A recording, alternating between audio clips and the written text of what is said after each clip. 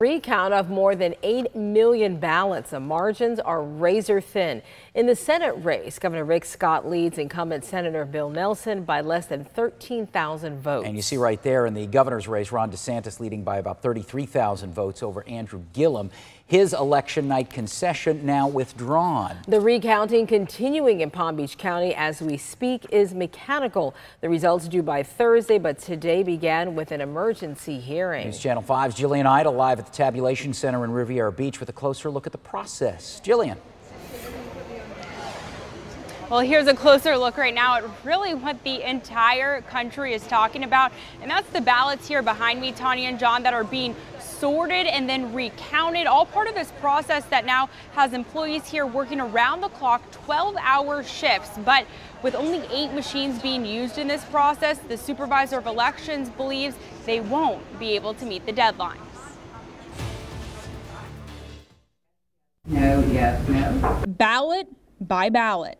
The canvassing board sits in this small room at the Tabulation Center in Riviera Beach, comparing each original to a duplicate, part of an unknown number of ballots in question. The goal is that every vote should be counted. 3 key races are now in a recount, and one at a time, starting with the U.S. Senate race, then Governor and Agriculture Commissioner. These county employees refeed machines with every early vote, absentee, and Election Day ballot. They should be able to do more than one race at a time. But Susan Bucher, Supervisor of Elections for Palm Beach County, says she's told state officials for the past 10 years that the county doesn't have the technology to meet current demands.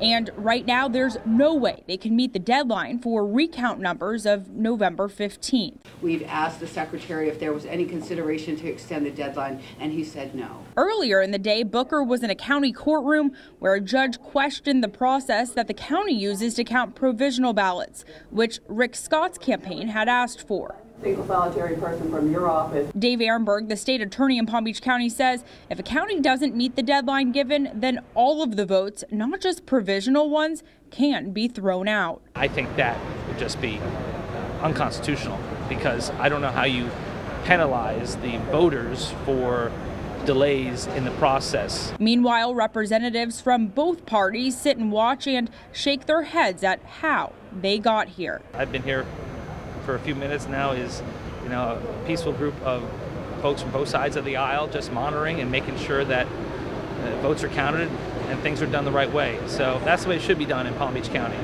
That was Jillian Idle reporting. Now, once the recounts are completed, if any of the races comes down to a less than 0.25% difference, a hand recount will then be required. Now, as Jillian just mentioned, recounts are underway in Palm Beach County tonight. According to the Supervisor of Election offices in each local county, St. Lucie and Indian River counties have their recounts set to begin tomorrow. In Martin County, a recount will begin on Monday, and Okeechobee counties will begin on Tuesday.